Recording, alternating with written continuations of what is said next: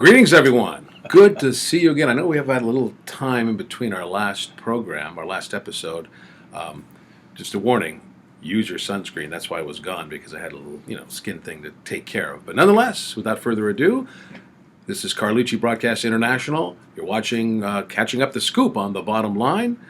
Mike Carlucci, Richard Boddie. Great to have you aboard again. You're looking good and fit and trim as always, and it's good to have you here. It's all in the genes, man. Black That's don't right. crack. Yeah, bum. Speaking of which, we got to get out and do some stand-up here pretty soon. Anyway, we're going to jump into, we've got a lot of things to talk about. We're going to have a bunch of different segments, so make sure you watch, and please do subscribe and make comments. That's the best way to do it. A lot of people have been doing it, but we need more. So anyway, we're going to jump into this because as we record here from the Carlucci Broadcast International Studios, we just heard Bryce Harper, formerly of the Washington Nationals, just signed a big deal. Well, what's his name? Manny Machado got a big one, 10 years for $300 million with the Padres, and now we're checking out here. He had three choices. It was either the Giants, the Dodgers, the Phillies. The Phillies were kind of always in there from the start. Well, they just gave him a 13-year deal, $330 million bones. His stats in Philly and that stadium, though, were the best stats of any of the options. Yeah. And even a bad agent would figure that one out and say, Bryce, you can get famous if you're playing for this club. Yeah. Because they're loaded. They got McCutcheon now. They just got that young catcher. Everybody was trying to make a deal. Real Muto from the Marlins. They got a couple of young pitching prospects. They already have that one guy. Is it Nola? Yeah. He's a fireballer. Yeah. I mean, and they got. I think they got a decent closer. I'm just trying to think of the whole because remember they were kind of rebuilding and nobody. They needed a program. Who's who on the Phillies? I don't know. But now they got all these really good components. Yeah, they rebuilt. Off the radar. Right. It's really neat. And the National League East Division now is going to be a tight one. They got the Braves who kind of re-upped, and then the Mets have kind of done a little bit. But and then who is the? Let's see, it was of course the Nationals there. So that's going to be a really tough division. I think only the Marlins would be way in the basement. That's going to be a fun division in the National League. And of course the West Division. We thought if the Giants would have got Bryce Harper, they would have kind of tooled up, maybe take a couple more steps into the standings there, and. The Padres definitely have taken some steps up because they've got a lot of great young talent on that roster now with Machado there. And, of course, Dodgers always are loaded with their farm system. And Dodgers have too many outfielders. They had to get rid of two of them. I think they sent Puig and Kemp to Cincinnati. So it's going to be an interesting baseball season coming up here in the National League. Of course, Central Division's tight with the Brewers, the Cubs, and the Cardinals, and the Reds now. The Pirates, you can't forget about them. So that's going to be kind of wild. It's going to be good. But let's talk about your league because I know, as you can tell, I'm a Giants fan, and I was hoping for Bryce Harper, but I think probably financially maybe not a good move at this time. Maybe if they were good like they were 4 years ago when they won the 3 World Series, maybe add Bryce Harper to the team, to the mix. But now that they're in a rebuild mode, it would be too much of a quick fix that wouldn't work. He's going to a team that they could win like tomorrow, win that World Series possibly. So my Giants just have to keep rebuilding. But your Yankees are always prime and ready to go, and I know you're excited. I wanted them to get Manny Machado. Though. Yeah. I was hoping they'd get him for third base. Yeah. And they even got fined last year when Aaron Judge just said to Machado in passing, "Man, it'd be great to have you on the team next year." And they said, "Oh, that's tampering. We're going to fine you." Yeah. But they got. Is there such thing as too much talent? Because they got outfield. They just gave Aaron Hicks. They gave him an extension. 7 years, $70 million, I think. No, they gave him 7 million years. So 7 years for $49 million, something like that. And then they got, of course, they got Stanton. They have Judge. I think they're going to keep the kid over there first base. Who's the Bird? Is that his name? Yeah. Bird? Yeah. They're going to hold on to him. Yeah. And then of course they got Didi Gregorius is out for a bit, right? He's still kind of. They're waiting for him. Yeah, waiting for him to get through with the elbow surgery. Elbow thing. That's why they got Tulowitzki to fill in for him. So they're loaded. Pitching looks good. So and of course them in Boston will go head to head as usual. Red Sox are the returning world champions, World Series champions. Let's see who else is in that division. That's kind of well. I know Toronto. I think in a couple of years Toronto's going to be because they got that what's his name, Vladdy Guerrero's kid. Oh yeah. And they got somebody else's kid on that team, a big star player. His kid's on that team, and the farm system were good. But they're still sleeping though. Yeah. They're away a couple of years maybe. Cleveland is still in the Central. Yeah, in the Central. Yeah. I'm trying to think who else might be a sneaky coming up in the American League. Oakland looked good last year. Yeah, they did. They kind of surprised a lot of people. Oakland looked good. Yeah. So they might give Houston, a little run for the money. Houston, I saw a crack in Houston. I'm not sure what happened or who it was, but I was reading a couple days ago. I said, "Ooh, wow, they might not be able to repeat like they have because there's somebody left or missing. Something. Yeah, something happened. Somebody left the lid off. Exactly. Yeah, or loosened the cap, right. I guess. Yeah, because they were pretty strong and powerful last year. They added a couple new components, but then they lost a couple guys, and then Marwin Gonzalez just signed a deal with the Twins. I was going to say, what do you think about the Twins? They will give Cleveland a little bit of a... I think so. I think so. And I just, once again, I'm thinking of the other National League, how Milwaukee came right up to the brink there. Yeah, just some bad decisions there late in the game against the Dodgers in that championship series. Otherwise, it could have been the World Series. And we won't quite say out loud your Dodgers position. Yes, Giants are bust.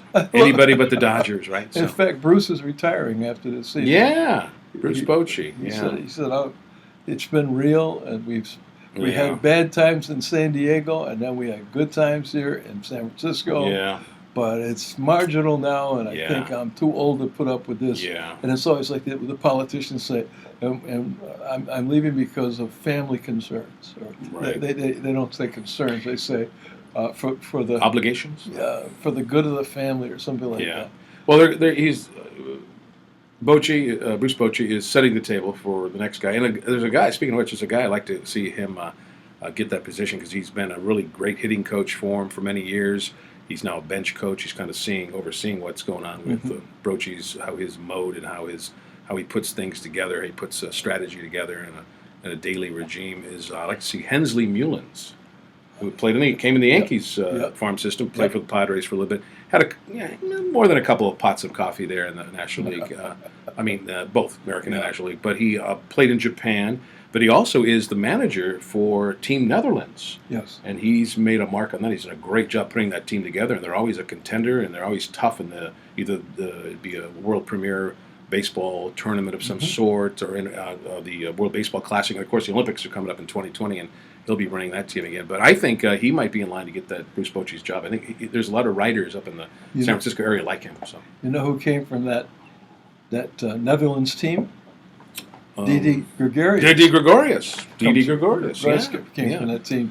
Yeah, even Andrew Jones was playing. Even though Andrew's retired from Major League Baseball, pro baseball, but he went to the amateur status and he played in the last World Baseball Classic for Team Netherlands. Parents are from Dutch colonies in the West Indies. Yeah, and that's where this whole thing comes from. And Hanley Jansen, I just reminded myself.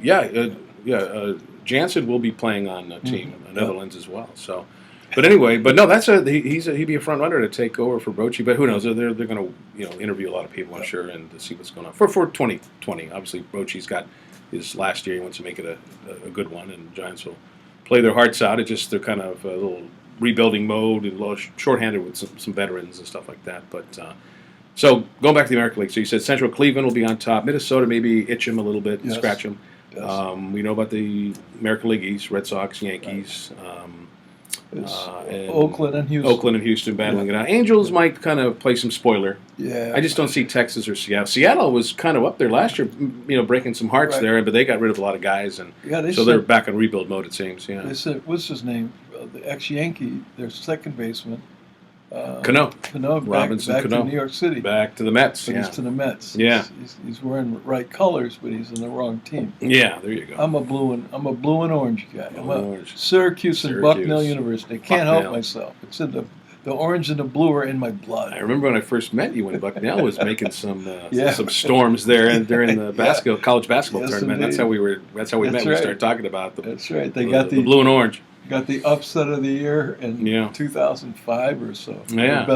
The biggest upset that year. Yeah, right. That was great. They beat Kansas in the first round. Kansas was a number 3 seed, and they were 14. Yeah. And it took knocked them off. And almost won in the next round against, I think it was Wisconsin.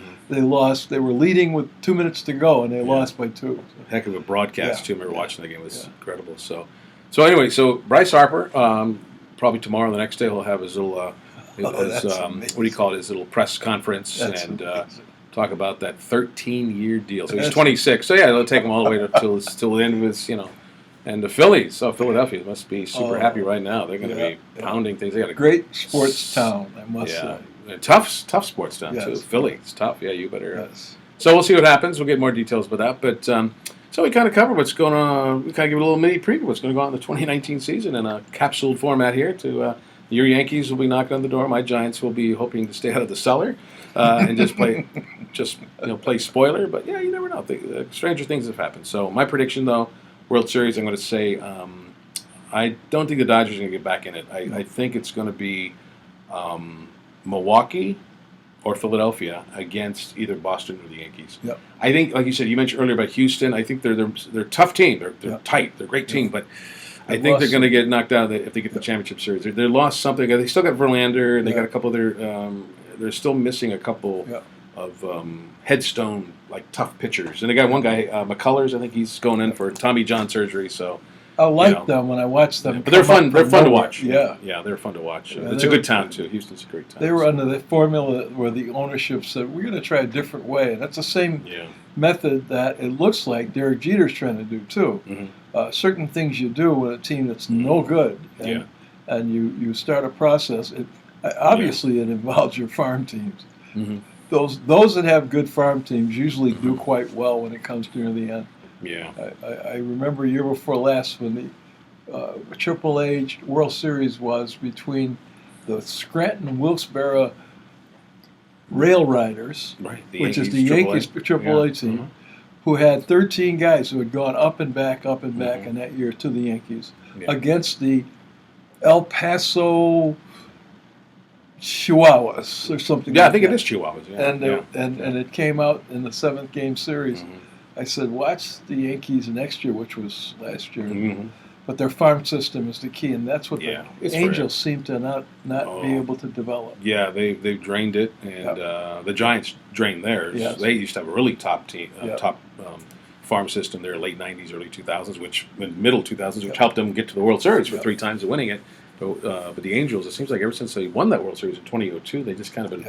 And they've had some bad luck with injuries, and of course, one of the pitchers, is it Edenhart, who got in a terrible car accident and passed away, and they've had some bad luck. And the Angels, just talking about them, they got a new manager now, too. Brad Osmus took over for Mike Scioscia, who was there for, almost 20-something years. So it'll be interesting to see what the Angels put together, and maybe they can brew something up, kind of begin something now this year, and then push it for 2020 to be a tough. Mike Trout's keeping his mouth shut. Yeah. You know, Mike Trout's 2 favorite baseball teams are? Phillies and Orioles.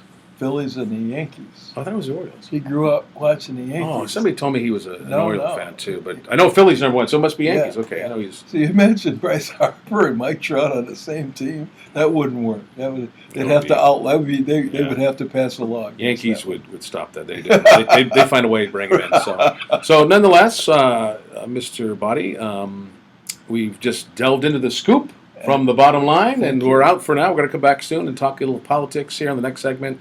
Again, Richard, thank you, and you be well. It's a pleasure. Be well, my friend. Have some more pasta there. That's my vintage. Yeah, your vintage shirt. I love that. 1938. 1938, the best year ever. Right? Hey, you bet. That's the one I got here. That's right, kid. So anyway, everyone out there, remember, until next week, remember to search and dig deep, and you'll find the bottom line. Okay, and we'll always get the scoop for you on that matter. Have a great week, and we'll see you soon. Bye for now.